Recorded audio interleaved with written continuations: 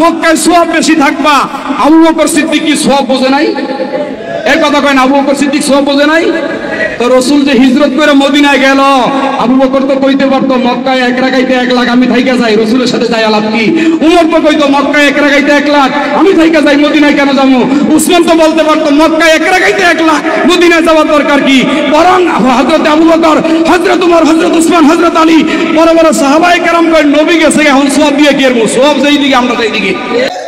রাজধানী মদিনা শরীফ, এবং এই ষড়যন্ত্র এত তীব্র থেকে তীব্রতর হচ্ছে। আপনাকে বোঝানো হচ্ছে হজের মধ্যে গেলে মদিনা শরীফ যেতে হয় না। ঘটনা আস্তে আস্তে কতটুকুন পর্যন্ত এসে গেছে দেখেন। আমাকে বলা হচ্ছে যে হুজুর, do you think that going to Madina Sharif is part of Hajj? Madina শরীফে যাওয়া কি হজের অংশ? এখন মুসলমানের ছেলে, এই প্রজন্মের ছেলে কি আকীদা তাদেরকে শিখিয়েছেন, কি কথা তাদেরকে বলেছেন, এই প্রজন্মের ছেলে আমাকে জিজ্ঞেস করে হুজুর মদিনা শরীফে যাওয়া কি হজের অংশ? আপনারা বুঝতে পারছেন ঘটনা? আমি বললাম মদিনা শরীফে যাওয়া অবশ্যই হজের অংশ না। মদিনা শরীফে যাওয়া হজের অংশ হবে কেন? মদিনা শরীফে যাওয়া তো ঈমানের অংশ। মদিনা শরীফে যাওয়া ঈমানের অংশ, হজের অংশ হবে কেন? হজ আমলের নাম, মদিনা শরীফ আপনার ঈমানের নাম। কেমনে সেটা আপনি ঈমানকে জিজ্ঞেস করেন। ঈমান বলছে সিহাসিত্তার হাদিসে, মুসলিম শরীফের রওয়ায়াতের মধ্যে আমার নবী বলছেন ইন্নাল ঈমান লা ইয়ারিজু ইলাল মাদিনা কামা তারিজুল হাইয়াতু ইলা জুহরিহা। সাপ যেমন নিজেকে বাঁচানোর জন্য গর্তে ঢুকে পড়ে, গর্তের দিকে পলায়ন পর হয়, গর্তের দিকে পলায়ন করে, সেইভাবে ঈমান নিজেকে বাঁচানোর জন্য মদিনা শরীফের দিকে পলায়ন করবে। আমি জিজ্ঞেস করি, এটা যখন আমি পড়ি আমার ভিতর ভেঙে চৌচির হয়। আমি নিজেকে নিজে প্রশ্ন করি, ইয়া রাসূলুল্লাহ, সেদিন কি মুসলমান থাকবে না, মাদ্রাসা থাকবে না, লাইব্রেরি থাকবে না, মসজিদ থাকবে না? তাহলে ঈমান মদিনা শরীফের দিকে কেন চলে যাবে? আরেক হাদিস আমাদেরকে সেই উত্তর দেয়। এটা বুখারী মুসলিমের রিওয়ায়াত। হযরত আলী কাররামাল্লাহু ওয়াজহাহুল কারীম বলছেন, সায়াখরুজু নাস ফি আখিরিজ জামান, শেষ জামানায় কিছু মানুষের উদ্ভব হবে, বয়সে কম হবে, ব্রেইন ওয়াশ হবে, আহদাসুল আসনান, সুফাহাউল আহলাম, ব্রেইন ওয়াশ হবে, কম বয়সের হবে, কোরআন হাদিস থেকে কথা বলবে, লা ইউজাবিজু ঈমানুহুম হানাজিরাহুম, ঈমান কণ্ঠনালীর ভিতরে ঢুকবে না। ঈমান কণ্ঠনালীর ভিতরে না ঢুকলে ঈমান হবে কেন? আমাদের এই উপরের মধ্যে 3টা অংশ আছে। কয়টা অংশ? 3টা। একটা হচ্ছে গলার নিচে এই অংশ, এই অংশটা, এটাকে বলে কলব। কি কলব? এটা মহব্বত এবং ঘৃণা, মহব্বত এবং ঘৃণা এই জায়গায় জন্মগ্রহণ করে। আপনি ব্রেন দিয়ে কাউকে ঘৃণা করতে পারবে না। ঘৃণা এখান থেকে, মহব্বত এখান থেকে, ভদ্রতা এখান থেকে, অহংকার এখান থেকে, সহনশীলতা এখান থেকে, অধৈর্য এখান থেকে। সব কিছুর খামির তৈরি হয় কলবের বর্তনে। আরেকটা হচ্ছে মুখ, এটা ডেলিভারি সেন্টার। মুখ দিয়ে সেন্টেন্স বানাইতে পারবেন না, সেন্টেন্সের প্রডিউসিং সেন্টার হচ্ছে ব্রেইন। ব্রেইনে বানান, মুখে ডেলিভারি দেন, আর কলব দিয়ে সেখানে মহব্বত বা ঘৃণা লাগান। তো ঈমানের জায়গা ব্রেইন না, ঈমানের জায়গা এটা, ঈমানের জায়গা এটা। তো ঈমান যদি এখানে আসতে না পারে তো ঈমান হবে না। আমার নবী বলছে দেখেন, তারা তাদের ঈমান কণ্ঠনালীর ভিতরে যাবে না। এই হাদিস, আরেক হাদিসের মধ্যে আমার নবী বলছেন সাতাকুনু দুআত আলা আবওয়াবে জাহান্নাম, কিছুদিন পরে কিছু দাঈর আল্লাহ আসবে, আল্লাহর রাস্তা বলে বলে মানুষকে ডাকবে, আল্লাহর রাস্তা বলে বলে মানুষকে ডাকবে। কোথায় দাঁড়ানো? আলা আবওয়াবে জাহান্নাম, জাহান্নামের দরজায় দাঁড়ানো। মুসলিম শরীফের রিওয়ায়াতের মধ্যে আমার নবী বলছেন, হযরত হুযায়ফা ইবনে ইয়ামান এই হাদিসের বর্ণনাকারী, আমার নবী বলছেন সাতাকুনু দুআত, দাঈর বহুবচন দুআ, মানে আল্লাহর রাস্তায় মানুষকে ডাকবে। কোথায় দাঁড়ানো? জাহান্নামের দরজায়। তো নবী ছিলেন। আমার নবীর চোখ দেখতে আমাদের মতো হলেও আমার নবী তো সামনেও দেখতেন, পিছনেও দেখতেন, চলতে চলতে জান্নাতের দরজাও দেখতেন, চলতে চলতে জান্নাতে দরজাও দেখতেন। সূর্য গ্রহণের নামাজ পড়ছে, নামাজ পড়ার পরে আমার নবী একটু পিছনে গেছে। সাহাবায়ে কেরাম জিজ্ঞেস করলেন, ইয়া রাসূলুল্লাহ, সূর্য গ্রহণের নামাজ হচ্ছে, আপনি পিছনের দিকে চলে আসছেন, হঠাৎ করে হাত বাড়ালেন, কি করলেন ইয়া রাসূলুল্লাহ? জান্নাত থেকে একটা ফ্রুট নিতে চেয়েছিলাম, জান্নাত থেকে একটা ফ্রুট নিতে চেয়েছিলাম।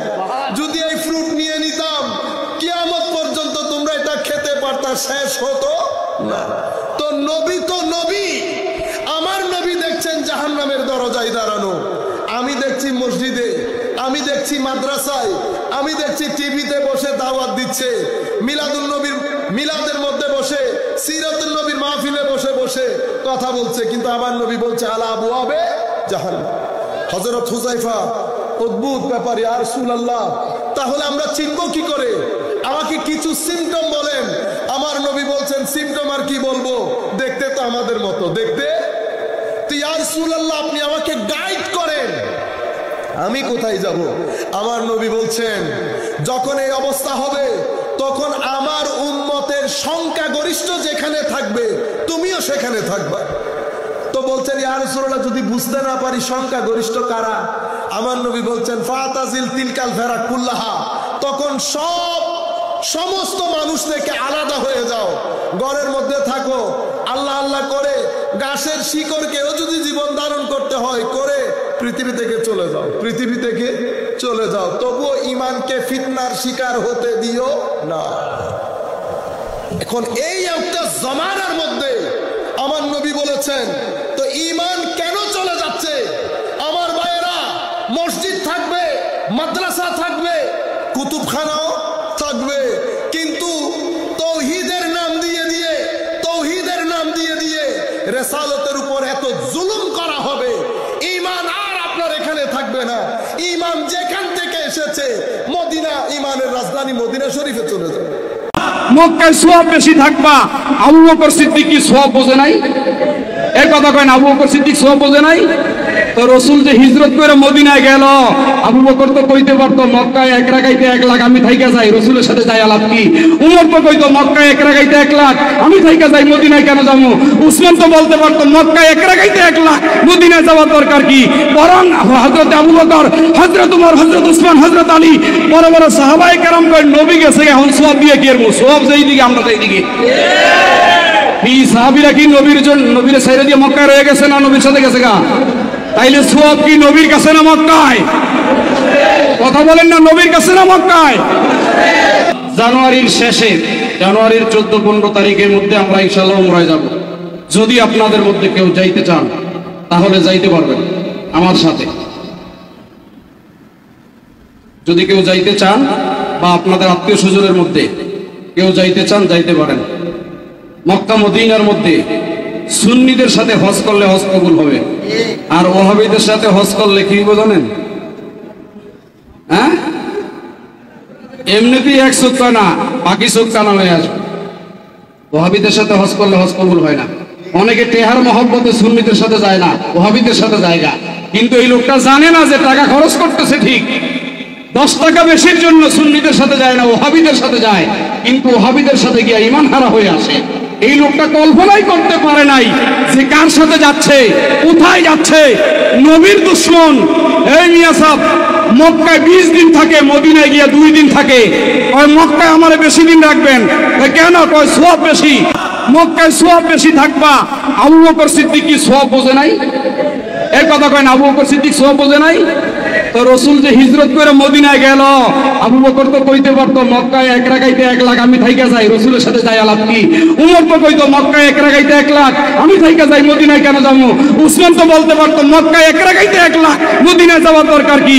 বরং হযরত আবু বকর, হযরত উমর, হযরত উসমান, হযরত আলী, বড় বড় সাহাবায়ে কেরাম কয় নবী গেছে, এখন সওয়াব দিয়ে কি করব? সওয়াব যেই দিকে আমরা সেই দিকে। এই সাহাবীরা কি নবীর সাইরা দিয়ে মক্কায় রয়ে গেছে না নবীর সাথে গেছে গা? তাইলে সওয়াব কি নবীর কাছে না মক্কায়? কথা বলেন না, নবীর কাছে না মক্কায়? নবীর কাছে, হেরা গিয়া মক্কায় বেশি থাকে, মক্কায় হাম করে রাখেন। হাই হাই হাই, কারণ এই বেয়াদ তো কল্পনাও করে নাই যে আমার নবীর ইজ্জত যেখানে, সোয়াবও সেখানে, যেখানে নবীর ইজ্জত নাই সেখানে কোটি বছর ইবলিসের মতো সেজদা দিলেও সব নাই। সব নবীর কাছে, সব যদি চান তো নবীরে ধরেন, খালি মক্কায় বেশি রাখেন, সব কামাইতে আছে। এদিক দিয়ে সুদ খায়, কি খায়, ঘুষ খায়, পরের ঠগায়, আরেকজনের জমিন দখল করে, এইটা খবর নাই, মক্কায় সওয়াব বেশি। এই জন্য শাহ আলম সরকার কইছে পরের আল কোদালে কাইটা বেকা করে সাইটটা সাইটটা, হ্যাঁ কি জানি, পরের আল কোদালে কাইটা বেকা করে সাইটটা সাইটটা, পরের টাকা লুটটা ফুটটা নিজের বুড়ি করে বড়, সেই ব্যক্তি মসজিদে গিয়া কয় কাতার সোজা করে। কথা কয় না ঠিক না বা ঠিক? বদমাশে ঘুষ খায়, সুদ খায়, পরের হক নষ্ট করে, আরেকজনের মাথায় বাড়ি মারে, রিক্সাওয়ালারে ভাড়া কমাইয়া দেয়। এই লোকে মক্কায় গিয়ে হতে সওয়াবের আশা করে দিয়েছে। সওয়াব এত সহজ, আগে সুদ ছাড়, ঘুষ ছাড়, হারাম ছাইরা দে, এরপরে ভালোয়া, এরপরে মক্কা মদিনা যা কাজে লাগবে। 500 বার হজ করলেও কবুল হবে না। আগে নিজের শুদ্ধ কর, আগে দিল শুদ্ধ কর বেটা। যেই কটা সুদ খায় একটার হজ কবুল হবে না, যেই কটা ঘুষ খায় একটার হজ কবুল হবে না। যারা পরের হক নষ্ট করেছে তাদের হজ কবুল হবে, কিছু কবুল হবে না। এগুলো আগে ফিরে যেতে, এরপরে বড় করে এখন আমি হাজি সাহ, হাজি সাহ হয়ে গেছে। বাপ রে বাপ, যার দাড়ি যত বড়, এটা বদমাস তত বড় আমি দেখছি। আবার আপনারা বেজার হইেন না, এইরকম বড় এক দাড়িওয়ালা দেখছি নামাজ পড়তে পড়তে কপালে দাগ লাগাই রাখছে। এর কাছ থেকে আমি রমজান মাসে সিরা নিছি 10 কেজি, মাইপা দেখি 8 কেজি হয়েছে। দাড়ি এত বড়, রমজান মাসে সিরা লেছি 10 কেজি। আমার একা হুজুর আপনার লেখা 2 টাকা কম, এদিক দিয়ে 2 টাকা কম দিছে, 10 কেজি সিরা দিছে 8 কেজি। দাড়ি এত বড়, নামাজ পাঁচ ওয়াক্ত, কপালে দাগ লাগাই রাখছে। আল্লাহ এদের কাছ থেকে আমাদেরকে হেফাজত করুক। আমরা নামাজের পক্ষে না বিপক্ষে? নামাজ আমরা পড়ি না, পড়লে বড় হয়ে যায়, বড় গলা নামিয়ে। তোরা কি নামাজ পড়স? আমরা তো 5 ওয়াক্ত নামাজ পড়ি, তাহাজ্জুদ পড়ি, আওয়াবিন পড়ি, এশা করি, আরো কত নামাজ আমরা পড়ি। তোমরা কি নামাজ পড়ে একবারে নামাজি হয়ে গেছো? তাইলে নবীর বিরুদ্ধে যেগুলো আছে এগুলোর মধ্যে আমরা, জোরে বলেন, এগুলো আমরা নাই। আপনারা আছেন? কে কে আছেন নবীর বিরুদ্ধে? জাহের আলো ওই দেখেন, দেখছেন, তাহলে হাত উঠেছে উপরটা। কিন্তু নবীর পক্ষে যারা আছে তাকে পক্ষে আছেন না নাই? কারা আছেন? আপনারা নিচতলায় তো আছেন, দেখি আপনারা নামান, নিচতলায় বন্ধ থাকেন। দোতলায় 3 তলায় যারা আছেন তাদেরকে বলবো আপনারা জোরে একটা আওয়াজ দিবেন। দোতলায় 3 তলায় আমি তো আপনাদেরকে দেখি না, আপনারাও আমাকে দেখেন না, ক্যাসেট শুনতেছেন। আওয়াজ দিয়ে বলেন আপনারা নবীর পক্ষে আছেন না নাই? আওয়াজটা বেশি হয় নাই মনে হয়, আরেকটু আওয়াজ দিয়ে বলেন আপনারা দোতলা 3 তলায় নবীর পক্ষে আছেন। মাশাআল্লাহ, কবুল করে বলেন আমিন। আপনাদের সাথে উপরের ওয়ালাও আছে, আছে না নাই? নবীর পক্ষে, নবীর বিরুদ্ধে মা বাবা হইলেও তারা কিসের নিয়ে আত্মীয় স্বজন? আমার নবী ছাড়া কোনো গতি, বলেন নবী ছাড়া কোনো গতি, পাক পাঞ্জাতন ছাড়া কোনো গতি নেই।